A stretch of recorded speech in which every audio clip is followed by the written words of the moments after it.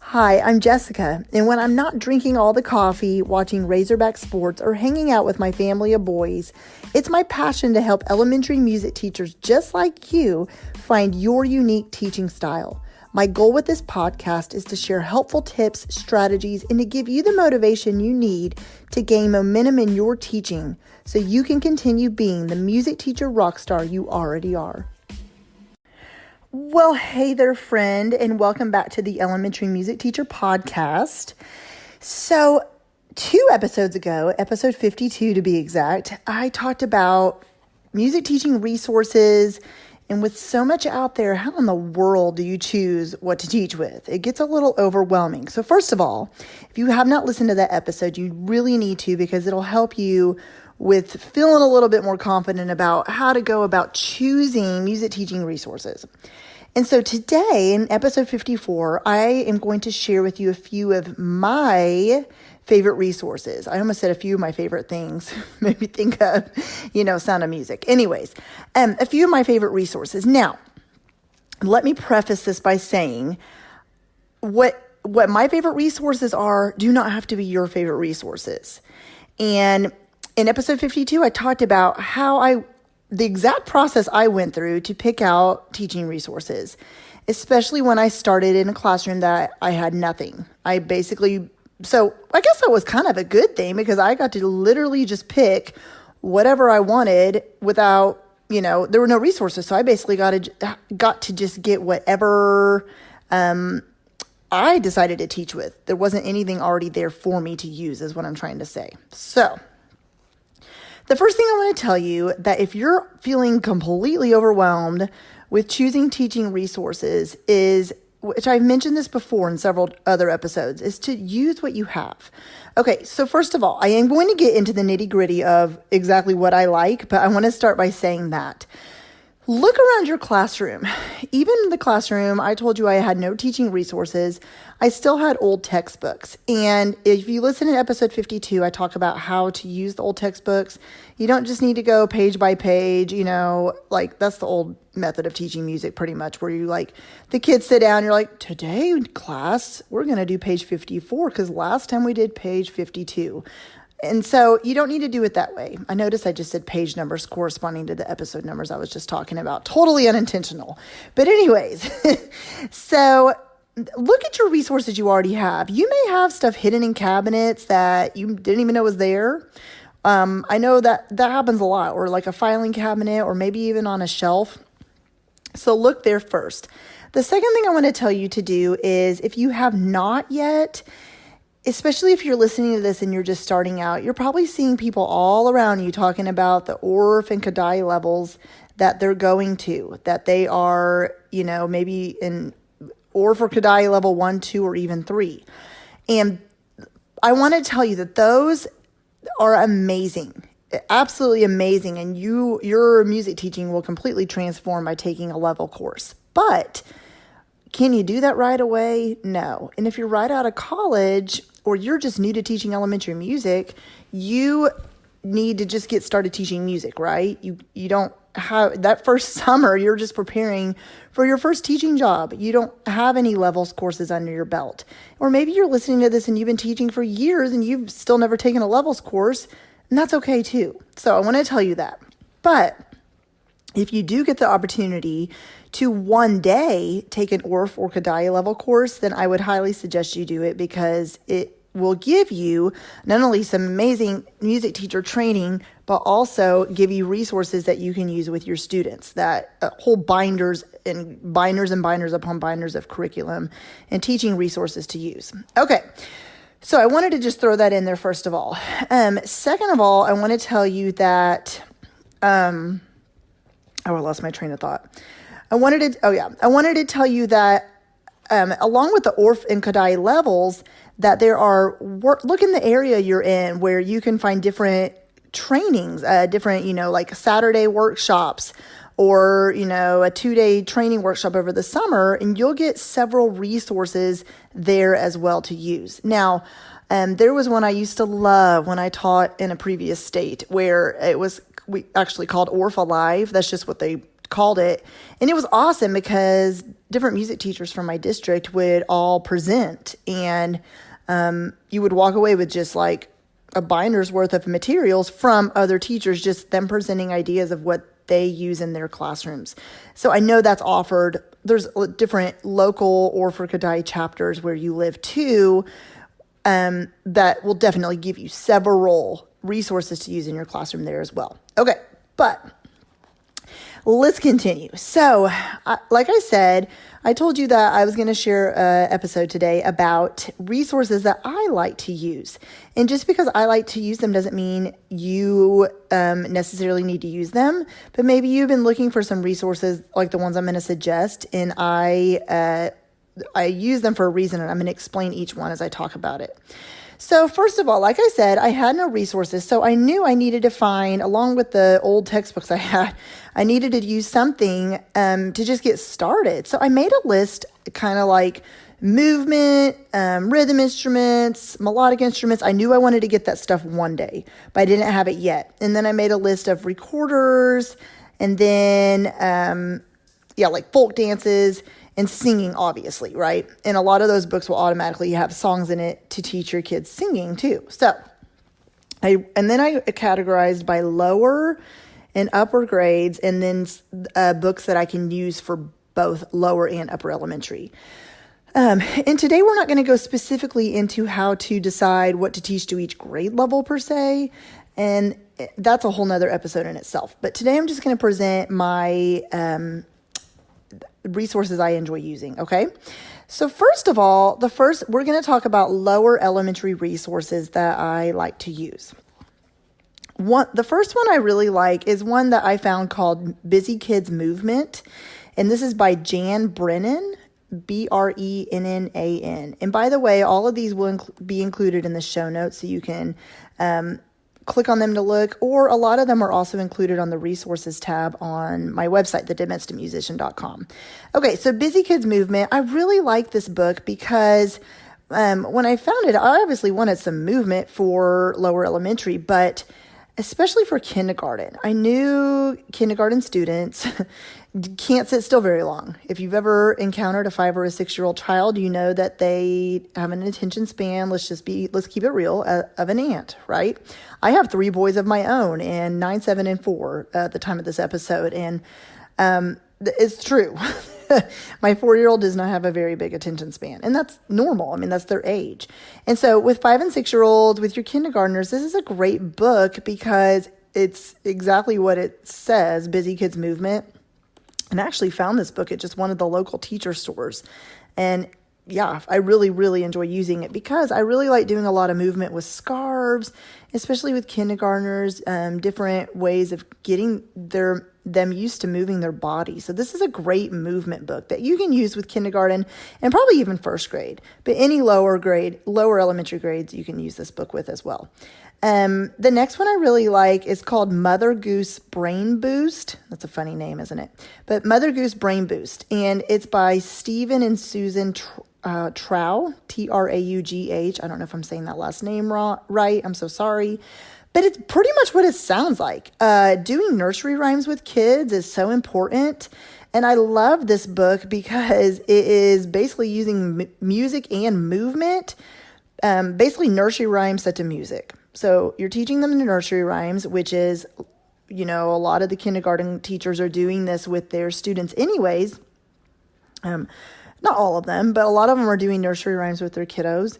And so when they come to music, a lot of them are already familiar with the nursery rhymes, and then you're setting it to music. And this book is really good about breaking down, here's what you can do with this song, here's what you can do with this song. Add rhythm sticks to this, do this movement activity with this one.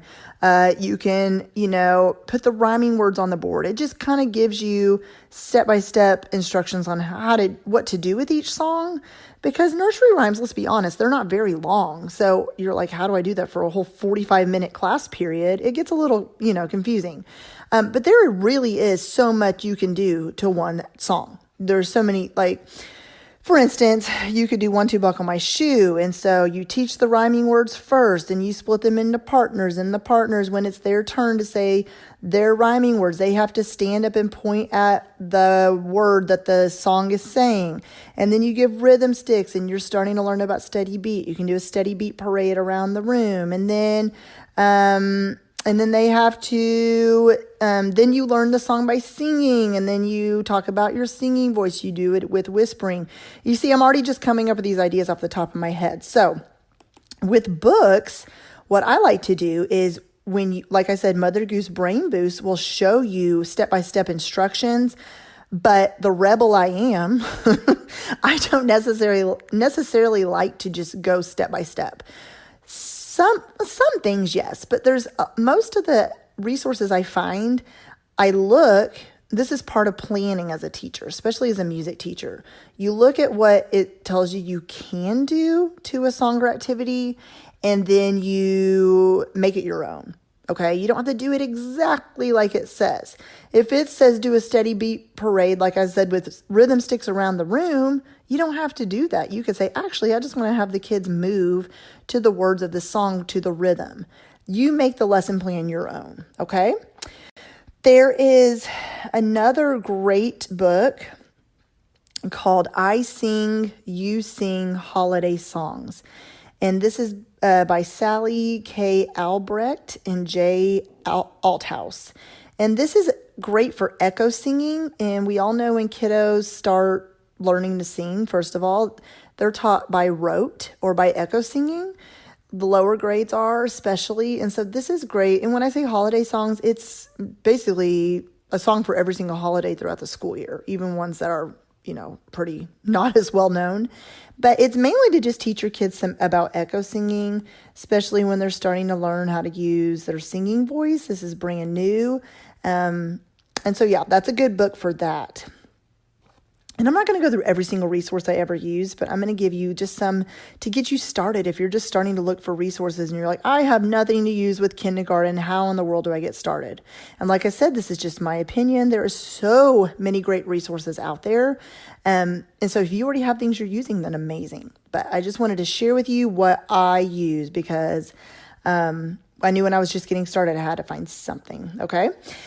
Okay, and so let's move on to upper grades. Now, there are so many different recorder method books, okay? There are recorder karate. I actually used, because I taught in a pretty urban school, a recorder book that was hip hop recorder. And I actually can't find that book anymore, which makes me sad, but it was awesome because it had like hip hop tracks to the back of the recorder music. It was really awesome. But one that's a really easy method that I actually really like a lot because it's simple enough to teach, but it's also simple enough for your kids to understand and to add things to. It's just called Tutoring Tutors. And honestly, wow, I'm such a kid, you guys. Every time students hear that title, they're immediately going to laugh and just let them get it out of their system. Tutoring Tutors. Anyways, by Shirley W. McCrae, and she's pretty well known in the music ed world because she has amazing resources. But I really like this book because it's very easy to like I said, it's really pretty laid out really well. And it's up to you when you do recorder with your students. I know teachers that do it as young as 3rd grade. Some only do it with 4th and 5th. I have my own opinions about that. I won't share it on this episode. But anyways, that book is really good for teaching, like I said, recorders. And so that's just one I really liked. A book I really like for teaching rhythm instruments is honestly, it's super easy. It's called Drum. The title is DRUM, all capital letters. And this is by Jim Solomon. And I really like this book because for someone that was new to teaching anything about rhythm instruments, it really just lays it out for you pretty well and shares some really awesome activities for rhythm instruments. And Jim Solomon also has a really good book called The Body Rondo Book. And honestly, the very first activity in this book is the one I used every single day as a body percussion warm-up.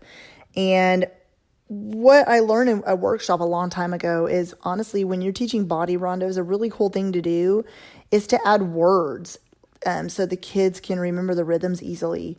So, for instance, the first body rondo in this book is an ABC form. And so we put the words Hershey bars, we love them, Hershey bars, we love them, and then we love Hershey's, we love them so very much. And then the C section was we love chocolate, we love chocolate. So just something easy like that for the kids to remember the rhythms. And so that is a really fun book to do with your upper elementary kids.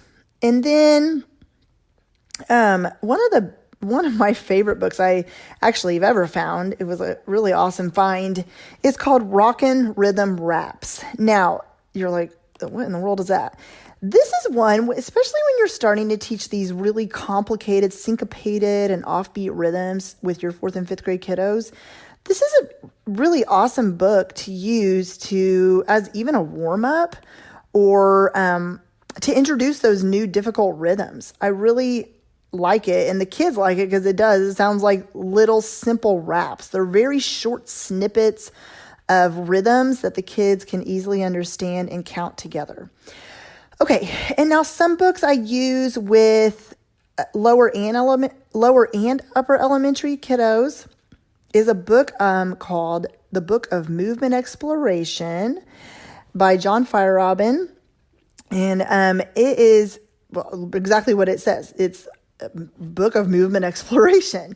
And there are so many different movement activities that when you look at this book, they look simple, but they're really, really cool activities that your kids will really like. And I know for me, when I first began implementing movement with my kiddos, it's very uncomfortable at first. And then you getting more comfortable with it, it'll make them more comfortable with it. If they see you being a little awkward about doing movement with them, then they're going to be a little more standoffish. But if they see you just kind of going for it and not caring about what you look like, especially with your upper elementary kids who are very body conscious and more aware of, being embarrassed of how they look around others, then just explain to them, we're just practicing the way our bodies move. But I'm telling you, this book gives so many awesome ideas to do movement in the classroom, especially if doing movement with your students is new to you. I would highly suggest the Book of Movement Exploration. Okay, and let's talk about two of my favorite mallet books to use. One is called Strike It Rich, and the other one is called Mallet Madness. Both of these are awesome resources for doing mallet or, mallet instrument activities with your kids. They are laid out pretty simple enough for you to follow along, even if you've never taken an ORF level before. These are really good books that will really help, with you getting started implementing mallet instruments with your students. And then, like I said, there's so many other resources, but I just want to name one more in this episode. One of my absolute all-time favorite folk dancing books is called Jump Jim Joe. And there are folk dances in here that they're just so fun. And especially if you're confused about teaching folk dances because they seem complicated. And, there's some folk dances that say things like peel the banana. And you're like, what? I don't mean like peel the fruit, but there's so many different terminologies to teaching folk dances. And this book really does help explain what exactly to do. And so you could basically take it home, read through the instructions of a folk dance you're wanting to do with your students, and then you basically you could teach them half the dance and then the rest of the dance another class period or something like that, or however you feel comfortable doing it. And so these are just a few of my resources that I really would highly recommend. Like I said, I have a list of a billion, but these are I wanted to give you some to get started for lower, upper, and then lower and upper elementary. Just some different resources that are really helpful to use in your classroom. So I hope you enjoyed this episode, and you guys have an amazing summer, and I'll be back on next week with another episode. Bye. Thank you so much for listening in to the Elementary Music Teacher Podcast. Be sure to subscribe to the podcast so you never miss an episode. And while you're there, I would love for you to review the show and leave a rating on iTunes. To find out more about how I can help you gain momentum in your elementary music teaching career, head to thedomesticmusician.com, where you'll find free downloads, courses, the blog, and so much more.